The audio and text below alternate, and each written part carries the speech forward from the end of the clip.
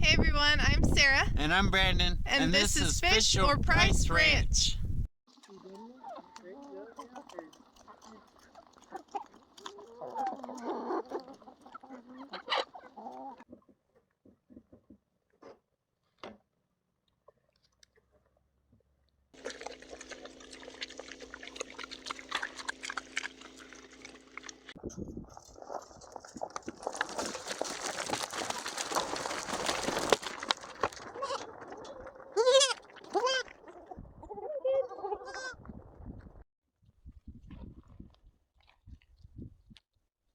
Hey everyone, welcome back to Fish or Price Ranch. I'm Sarah. First off, please don't forget to subscribe and like this video.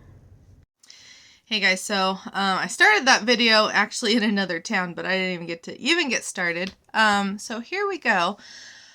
I know it's been a bit since my last video. It has been so hectic, and I have been an emotional roller coaster again. So I didn't even have a thought to film anything. It's just been too crazy. So quite a few things have happened. As you guys know, I had my other job that I started. I could work online, work from home. That ended up taking up so much time, and I barely made any money. It's a great company. The products are amazing. I absolutely love the ones that we got. So nothing against them. It just was not the right job for me. I'm not very good at making all those phone call after phone call after phone call. I'm not a good phone person at all. I'd rather just, I don't know, do something different. So anyway, what had happened while I was doing that job, I was staying home, and I also started doing workshops on the ranch so I could help new farmers learn how to farm. And so that's actually bringing me a decent income. I know it's not a consistent income because I don't know how many people will sign up for the class. There could be nobody, or there could be a bunch of people. So it's not consistent income, but it is a little bit of an income. And so after doing that, and I have a really big one tomorrow where my class is full, so that's really good. I'm really excited for that. And so I think I'm going to lean toward that a little bit more. So I actually quit my online job yesterday. It's been, like I said, an emotional roller coaster. I've been working 6 days a week, and then the one day I have off, I'm running to town, running errands, trying to get things situated on the farm, and I've literally not slept or had even time to think, because we're bottle feeding around the clock, so getting up in the middle of the night. So I don't even get a good night's sleep for the last month, and there's just no end in sight. So finally yesterday I broke down, started crying. And anyway, I quit my online job. It just wasn't going to work. But I did quit one day at the restaurant. So I'm only working 2 days a week after this week. I'm going down to 2 days a week.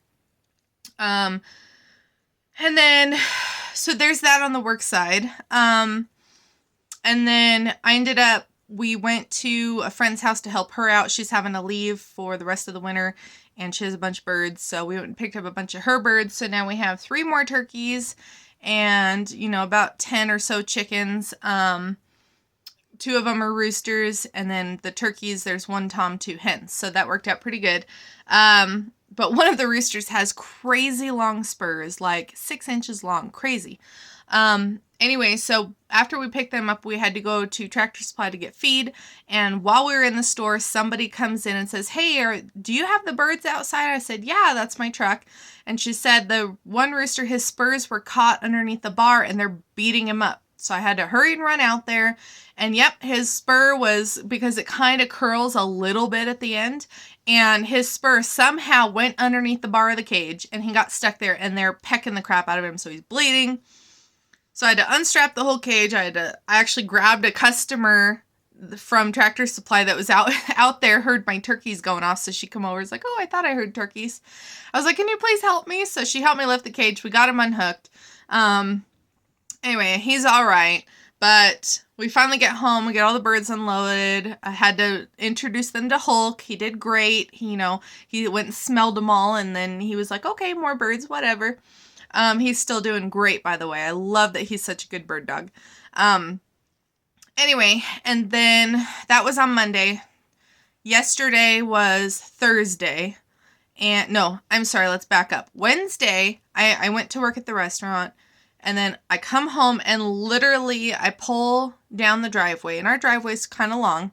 I come in the gate, get out, close the gate, and I start driving down, and the first pen we have is the bird pen, and I see feathers everywhere. I'm like, oh my gosh, what happened now? So it looks like one of the turkeys got in a fight, and they got a little cut. She'll be okay, but lost all of her butt feathers. So there's feathers everywhere. So I'm like, okay, she'll be fine.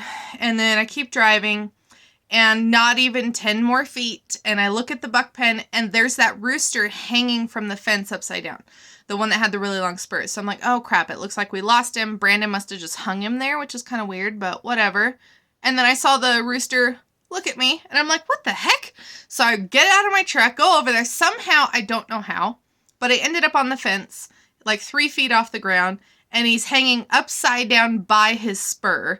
And he must have been freaking out because he bloodied up his comb, so there's blood all over. Oh my goodness, it's a mess. So I unhook him, put him on the ground, and he must have been there for a while because he lost his bearings. He couldn't like stand right. He kept kind of falling over to the side. So we just made sure he stayed in the little house that night so he could get his bearings back. He's fine now. So we ended up pulling his spurs off last night because they were just so long and dangerous. Let me grab them, and I'll show you guys how long these are. It's insane. So he's doing good today. These are his spurs that we took off of his feet. Aren't those insane? So this is the one that kept getting caught because it curls.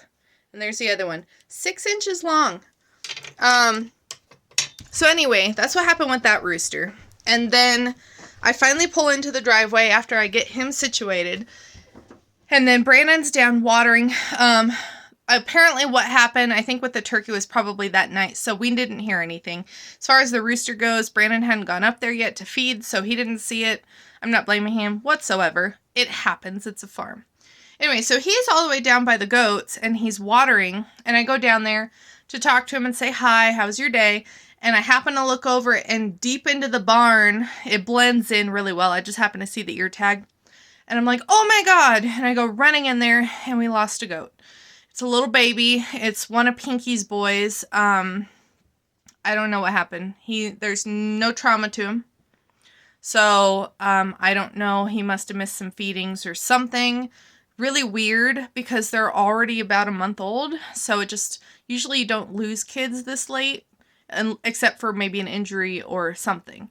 So anyway, we lost a baby. I'm like, all right, well, I'm going to go up and start getting feed ready. And I get up here, and the rabbits that I picked up for my class tomorrow, we're doing a butcher class tomorrow, I have them all in cages. Somehow one of the cages got open, and one of the rabbits is running around. The other one, poof, gone, disappeared. So it was like one thing after another in just one day. So we did end up finding that rabbit that night. She was out here running around back on the top side of the property. So we were able to catch her. So everybody survived other than the baby goat. But that was just literally all in about 10 minutes. And that was my last straw. I'm sorry I'm rambling. I'm just trying to catch you guys up. So anyway, yesterday... So that was Wednesday. Yesterday was Thursday. Thursday, we got up at 6 a.m. to bottle feed. And I was telling him how one of the other babies, I realized that she had a thin stomach. And I was like, that was yesterday. And I was thinking, oh man, I might need to bottle feed her. And, but then she ran right over to Mom, started nursing. I'm like, oh, maybe she was sleeping and missed the last feeding. So she's over there nursing. Mom's letting her nurse, so should be fine. Well, this morning at 6 a.m., Brandon and I went out to bottle feed, and I was mentioning to him, I was like, we may end up having another bottle baby because that one was pretty thin on Bonnie. And no later that I said that, I looked over because I was like talking about her, so I went to look for it, and she was dead. So we lost another baby. This is very unusual for us. We pretty much whenever we have kids born, we may lose one. And now we've lost 5. And come to find out, more feed problems. I'm so sick of feed problems. I remember mentioning to you guys about the chicken feed issue. That was even on the news. So I know that's a widespread thing about the chicken feed. And we were only getting 4 to 8 eggs a day again. And we switched feed. We started mixing our own, as you guys saw that video. And just in the last 2 days, we've gotten 31 eggs. So it's already making a difference. So I'm really happy about that. But now we're having a issue with the goat. A issue? An issue with the goat feed. So apparently, because we had to switch alfalfa pellets, the other alfalfa pellets we were getting, the mill was down, so they could not fill orders. So we were kind of forced to switch to a different brand of alfalfa pellet. So we started using the Ametza, which is a horse pellet, but I looked on their website and it literally says it's for sheep, horses, cows, goats, all of it. And it's just alfalfa. So I'm like, okay, same thing, just bigger pellets, So we started using that. Well, apparently there's additives in there. And this is just my guess. But, we give our goats loose minerals. They're going through so many loose minerals. Like, insane all of a sudden. Just over the last few weeks. And it didn't dawn on me. But now that we're losing kids, it's all starting to kind of make sense. I think whatever's in these pellets, whatever additives of minerals or whatever they added, it's counteracting and maybe, I can't think of the word, but it's like offsetting what they're intaking that I'm giving them. And then it's like canceling it out. So my girls are actually drying up. They have no milk and they're not able to feed their kids. We started getting 30-day weights and they're so much smaller than last year. So it's like a crisis right now. And I'm like, I'm so stressed. So I'm at the point where I do not trust feed anymore. So we're having to go back to the basics. And so what we're going to do is I just went to town. I don't know if you can see my truck right there, but it's got a huge bale of alfalfa in it. And we're just going to go back to hay. The pellets were nice because they won't waste the stems. It's easy to store them in bins instead of having to cover with tarps because our feed shed still isn't done. And so anyway, that's the issue we're having right now. So now we're trying to save the rest of our kids. I'm going to go out today and scan every single baby and make sure that the rest of them are doing okay. But now it's starting to make sense. We had all these sets of triplets and they're all from moms that I've never had an issue with before. Like Pinky, she's my best milker. She gives me a gallon a day. She'll foster anything I give her. She even tried to foster that 4th kid, remember? And then she ended up kicking one off because she realized it was too many. And then Bonnie, she's been with me the longest and she's raised triplets, no problem. She raises them so good and they grow really well. And we're already bottle feeding one. Now she lost another one. And I mean, it's getting really frustrating. So now we're having to do feed changes again.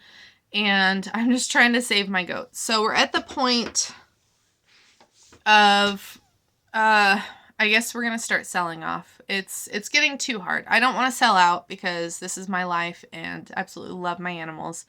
There's no way I could actually sell out of everything completely.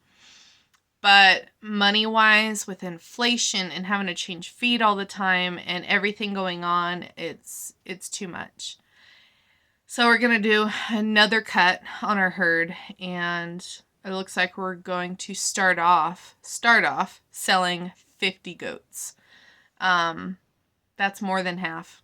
And we already did that once. You guys saw that earlier in the year, or I guess last year already. So it's going to be really, really hard, and really emotional, and I'm trying to let it bother me because I know it's for the best.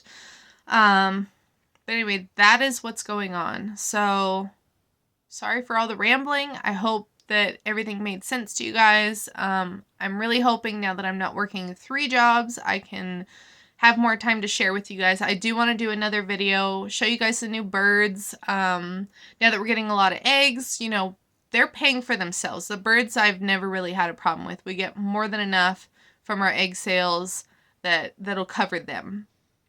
So I've never had an issue there. It's the goats because they don't produce every day like the chickens do. The chickens produce eggs every day. So it's money every day because I can't keep up on egg sales. So it's good for me.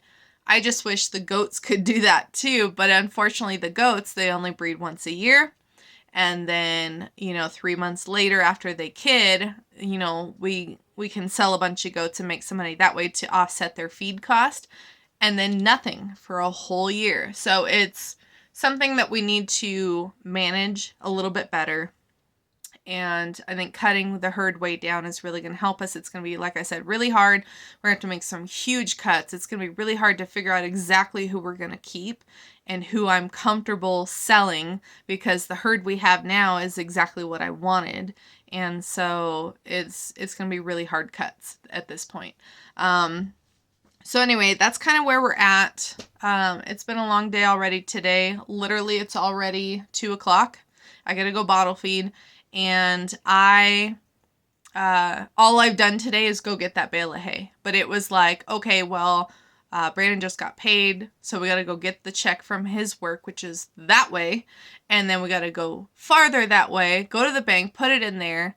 And then for whatever reason, they wouldn't give me any money out. Well, I'm not on the account, on that account. Anyway, and so I tried to do it out of the ATM. The ATM wasn't working. So then I had to go farther and go to the next town to go to my bank and pull cash out, because the place we get our hay, he only takes cash. So then I had to drive another hour back east out to another town to go get the hay, and then it's another 45 minutes back this way. So it's like all day just to get a bale of hay. Ugh.